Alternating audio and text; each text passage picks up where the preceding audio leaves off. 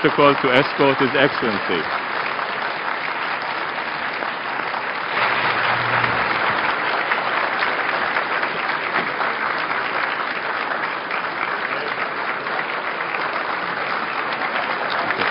Thank you. Thank you.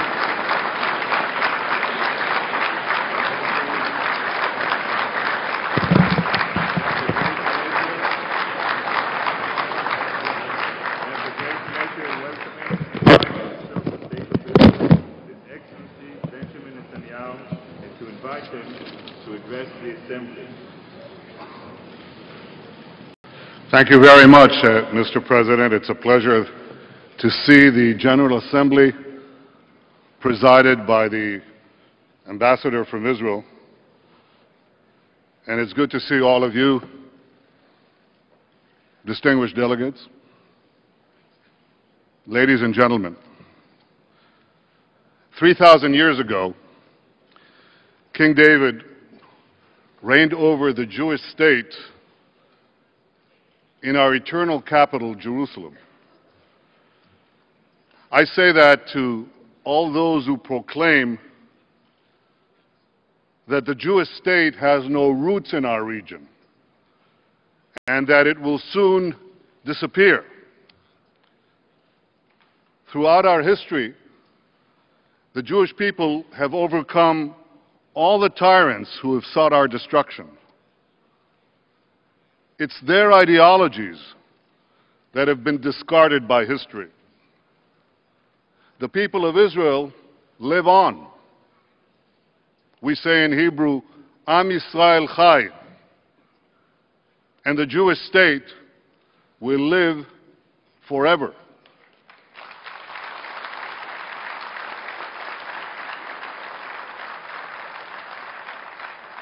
The Jewish people have lived in the land of Israel for thousands of years. Even after most of our people were exiled from it, Jews continued to live in the land of Israel throughout the ages. And the masses of our people never gave up the dream of returning to our ancient homeland. Defying the laws of history, we did just that. We ingathered the exiles, restored our independence, and rebuilt our national life. The Jewish people have come home. We will never be uprooted again.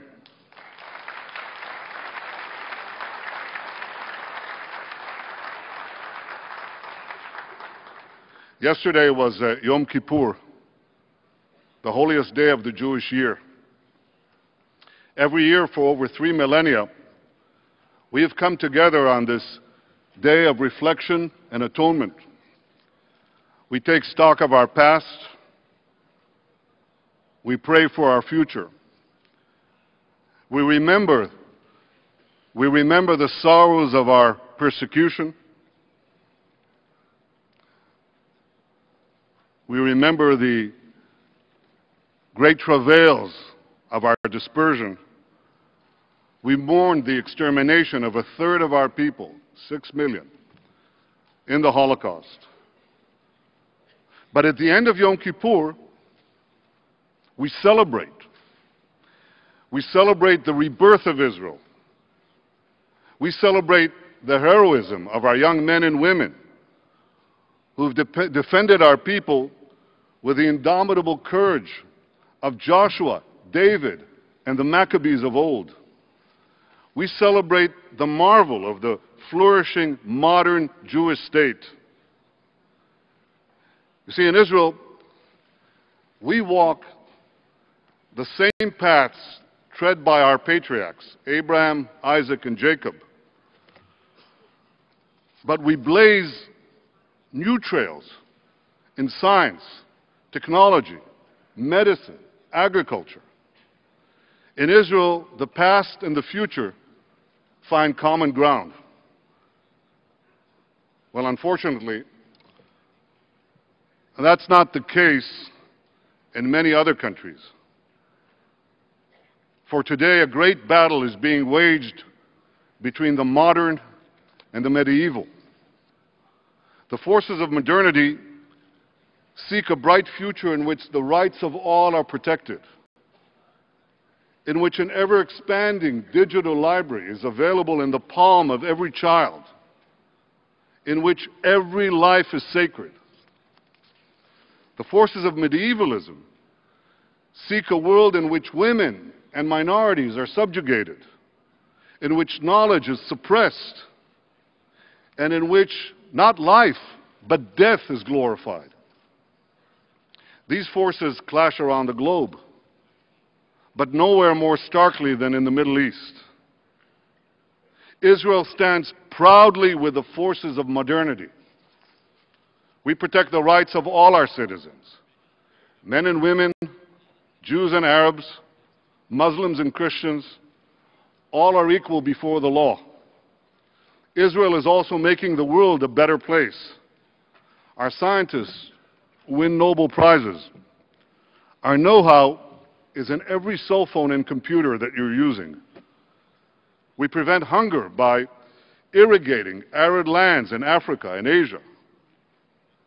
Recently, I was deeply moved when I visited Technion, one of our technological institutes in Haifa, and I saw a man paralyzed from the waist down climb up a flight of stairs fairly easily with the aid of an Israeli invention.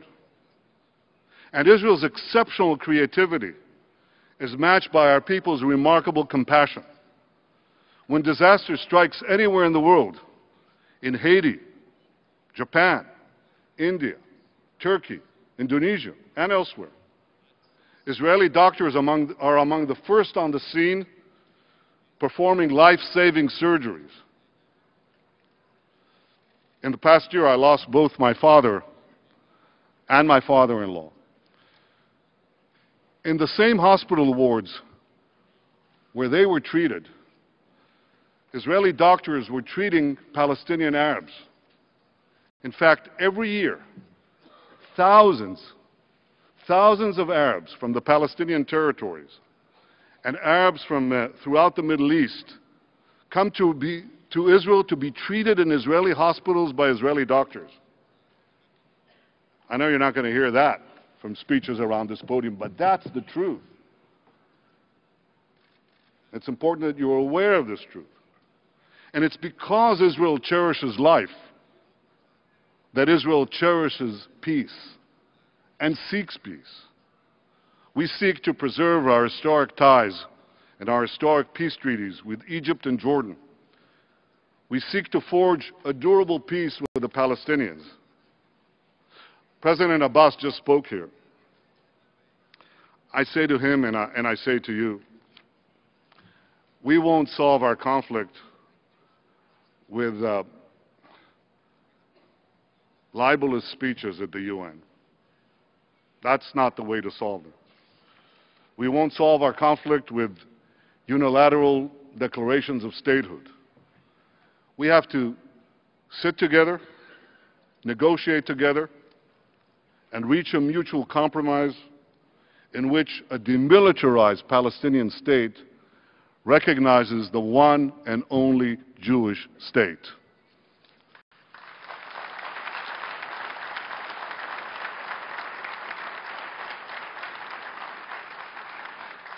Israel wants to see a Middle East of progress and peace. We want to see the three great religions that sprang forth from our region, Judaism, Christianity, and Islam, coexist in peace and in mutual respect. Yet the medieval forces of radical Islam, whom you just saw storming the American embassies throughout the Middle East, well, they oppose this. They seek supremacy over all Muslims. They're bent on world conquest. They want to destroy Israel, Europe, America. They want to extinguish freedom. They want to end the modern world. Now, militant Islam has many branches, from the rulers of Iran with their revolutionary guards, to Al-Qaeda terrorists, to the radical cells lurking in every part of the globe. But despite their differences, they are all rooted in the same bitter soil of intolerance. That intolerance is directed first to their fellow Muslims, and then to Christians, Jews, Buddhists, Hindus, secular people, anyone who doesn't submit to their unforgiving creed. They want to drag humanity back to an age of unquestioning dogma, unrelenting conflict. I'm sure of one thing. Ultimately, they will fail. Ultimately, light will penetrate the darkness. We've seen that happen before. Some 500 years ago, the printing press helped pry a cloistered Europe out of a dark age. And eventually, ignorance gave way to enlightenment. So too, a cloistered Middle East will eventually yield to the irresistible power of freedom and technology. And when this happens, our region will be guided not by fanaticism and conspiracy, but by reason and curiosity. I think the relevant question is this. It's not whether this fanaticism will be defeated. It's how many lives will be lost before it's defeated. And we've seen that happen before too. Some 70 years ago, the world saw another fanatic ideology bent on world conquest. Now it went down in flames, but not before it took millions of people with it. Those who opposed that fanaticism waited too long to act. In the end, they triumphed, but at an horrific cost. My friends, we cannot let that happen again. You see, at stake is not merely the future of my country. At stake is the future of the world. And nothing could imperil our common future more than the arming of Iran with nuclear weapons. To understand what the world would be like with a nuclear-armed Iran, just imagine the world with a nuclear-armed Al-Qaeda. Now, it makes little difference whether these lethal weapons are in the hands of the world's most dangerous terrorist regime or the world's most dangerous terrorist organization. They're both fired by the same hatred. They're both driven by the same lust for violence. Just look at what the Iranian regime has done up till now without nuclear weapons. In 2009, they brutally put down the protests, mass protests for democracy in their own country. Today, their henchmen are participating in the slaughter of tens of thousands of Syrian civilians, including thousands of children, directly participating in this murder. They abetted the killing of American soldiers in Iraq and continue to do so in Afghanistan. And before that, Iranian proxies killed hundreds of American troops in Beirut and in Saudi Arabia. They've turned Lebanon and Gaza into terrorist strongholds, embedding nearly 100,000 missiles and rockets in civilian areas. Thousands of these rockets and missiles have already been fired at Israeli communities by their terrorist proxies. In the last year, they've spread their international terror networks to 24 countries across 5 continents, from India and Thailand to Kenya and Bulgaria. They've even plotted to blow up a restaurant a few blocks from the White House in order to kill a diplomat.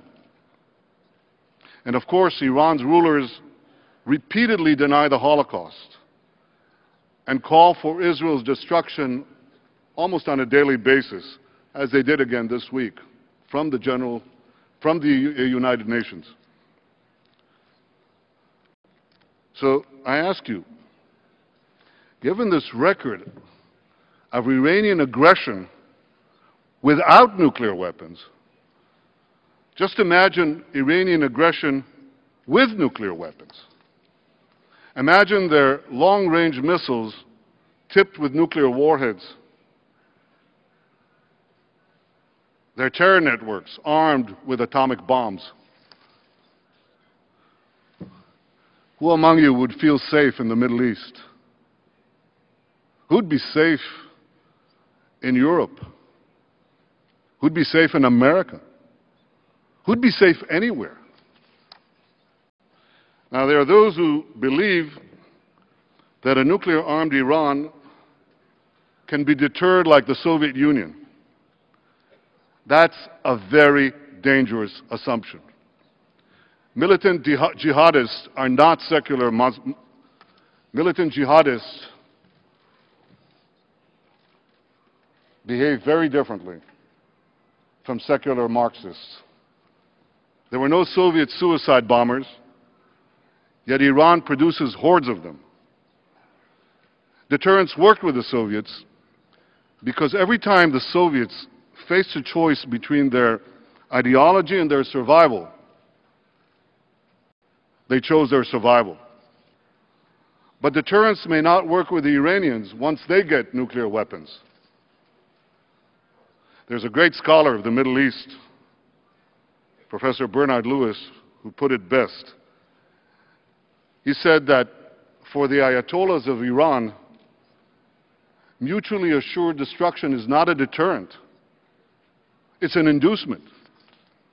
Iran's apocalyptic leaders believe that a medieval holy man will reappear in the wake of a devastating holy war, thereby ensuring that their brand of radical Islam will rule the earth. Now, that's not just what they believe. That's what is actually guiding their policies and their actions. Just listen to Ayatollah Rafsanjani, who said, I quote, "The use of even one nuclear bomb inside Israel will destroy everything. However, it would only harm the Islamic world." Rafsanjani said, "It is not irrational to contemplate such an eventuality." Not irrational. And that's coming from one of the so-called moderates of Iran. Shockingly, some people have begun to peddle the absurd notion that a nuclear-armed Iran would actually stabilize the Middle East. Yeah, right. That's like saying a nuclear-armed Al-Qaeda would usher in an era of universal peace. Ladies and gentlemen, I've been speaking about the need to prevent Iran from developing nuclear weapons for over 15 years. I spoke about it in my first term in office as Prime Minister, and then I spoke about it when I left office. I spoke about it when it was fashionable, and I spoke about it when it wasn't fashionable. I speak about it now because the hour is getting late, very late. I speak about it now because the Iranian nuclear calendar doesn't take time out for anyone or for anything. I speak about it now because when it comes to the survival of my country, it's not only my right to speak, it's my duty to speak.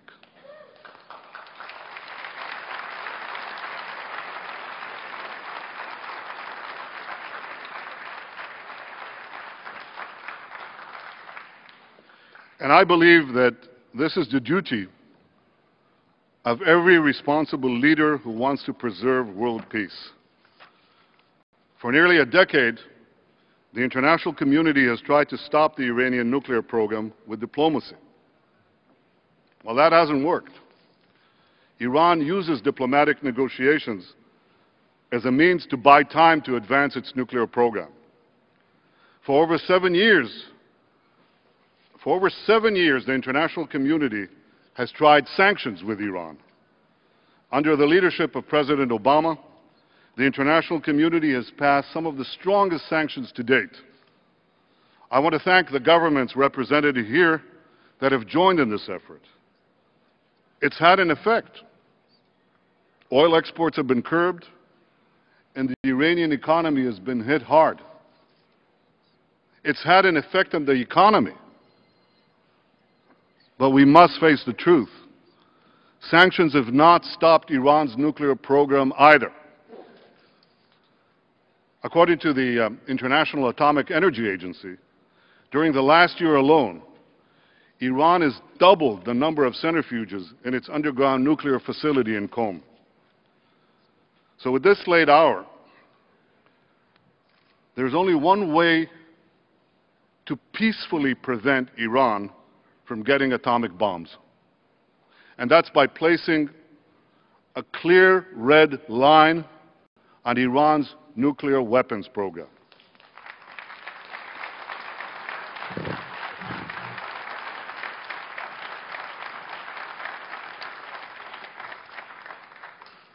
Red lines don't lead to war. Red lines prevent war. Just look at NATO's charter. It made clear that an attack on one member country would be considered an attack on all. And NATO's red line helped keep the peace in Europe for nearly half a century. President Kennedy set a red line during the Cuban Missile Crisis. That red line also prevented war and helped preserve the peace for decades. In fact, it's the failure to place red lines that's often invited aggression. If the Western powers had drawn clear red lines during the 1930s, I believe they would have stopped Nazi aggression and World War II might have been avoided. In 1990, if Saddam Hussein had been clearly told that his conquest of Kuwait would cross a red line, the first Gulf War might have been avoided. Clear red lines have also worked with Iran. Earlier this year, Iran threatened to close the Straits of Hormuz. The United States drew a clear red line, and Iran backed off. Now, red lines could be drawn in different parts of Iran's nuclear weapons program. But to be credible, a red line must be drawn first and foremost in one vital part of their program, on Iran's efforts to enrich uranium. Now let me explain why. Basically, any bomb consists of explosive material and a mechanism to ignite it. The simplest example is gunpowder in a fuse. That is, you light the fuse and you set off the gunpowder. In the case of Iran's plans to build a nuclear weapon, the gunpowder is enriched uranium. The fuse is a nuclear detonator. For Iran, amassing enough enriched uranium is far more difficult than producing the nuclear fuse. For a country like Iran, it takes many, many years to enrich uranium for a bomb. That requires thousands of centrifuges spinning in tandem in big, very big industrial plants. Those Iranian plants are visible, and they're still vulnerable. In contrast, Iran could produce the nuclear detonator, the fuse, in a lot less time. Maybe under a year. Maybe only a few months. The detonator can be made in a small workshop the size of a classroom. It may be very difficult to find and target that workshop, especially in Iran. That's a country that's bigger than France, Germany, Italy, and Britain combined. The same is true for the small facility in which they could assemble a warhead or a nuclear device that could be placed in a container ship. Chances are you won't find that facility either. So in fact, the only way that you can credibly prevent Iran from developing a nuclear weapon is to prevent Iran from amassing enough enriched uranium for a bomb. So how much enriched uranium do you need for a bomb? And how close is Iran to getting it? Well, let me show you. Brought a diagram for you. Here's a diagram. This is a bomb. This is a fuse. In the case of Iran's nuclear plans to build a bomb, this bomb has to be filled with enough enriched uranium. And Iran has to go through 3 stages. The first stage, they have to enrich enough low-enriched uranium. The second stage, they have to enrich enough medium-enriched uranium. And the third stage and final stage, they have to enrich enough high-enriched uranium for the first bomb. Where's Iran? Iran's completed the first stage. Took them many years, but they completed it, and they're 70% of the way there. Now they're well into the second stage. And by next spring, at most, by next summer, at current enrichment rates, they will have finished the medium enrichment and move on to the final stage. From there, it's only a few months, possibly a few weeks, before they get enough enriched uranium for the first bomb. Ladies and gentlemen, what I've told you now is not based on secret information. It's not based on military intelligence. It's based on the public reports of the International Atomic Energy Agency. Anybody could read them. They're online. So if these are the facts, and they are, where should a red line be drawn? A red line should be drawn right here.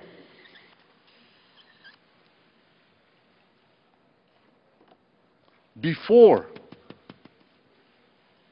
Iran completes the second stage of nuclear enrichment necessary to make a bomb, before Iran gets to a point where it's a few months away or a few weeks away from amassing enough enriched uranium to make a nuclear weapon.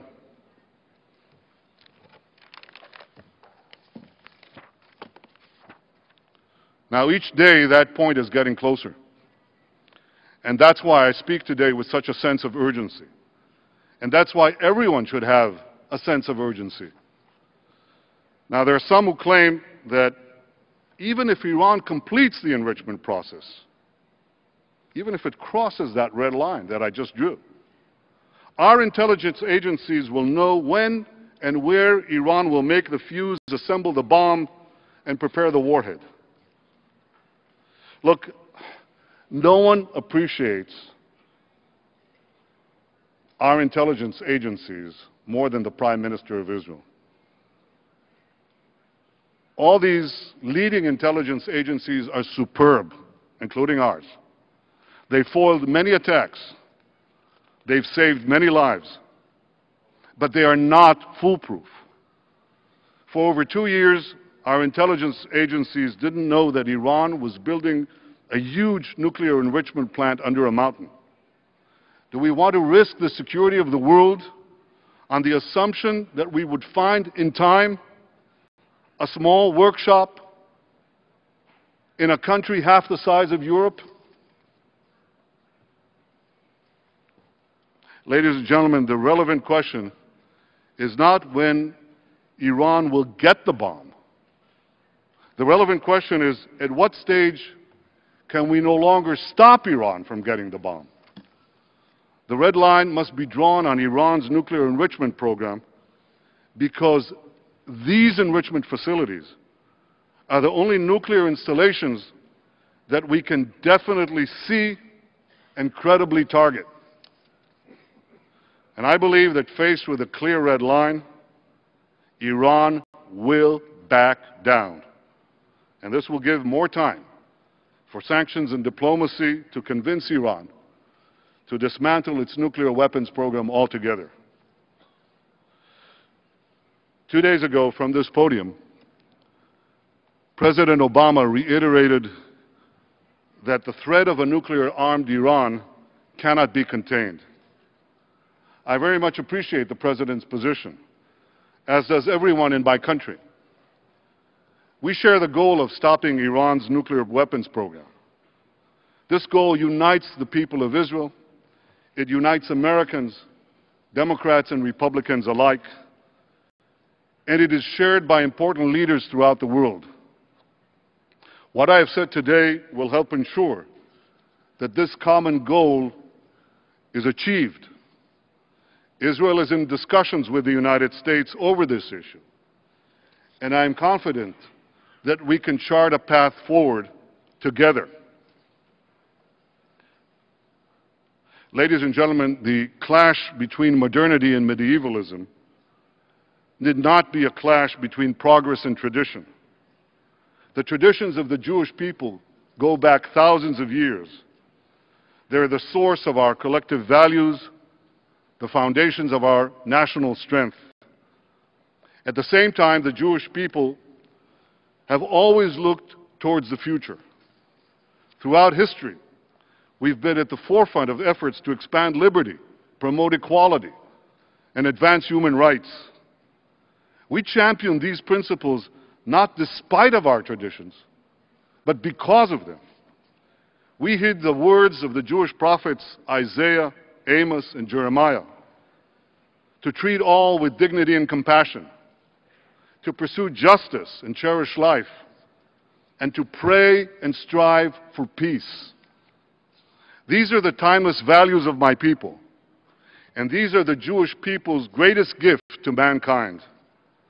Let us commit ourselves today to defend these values so that we can defend our freedoms and protect our common civilization. Thank you.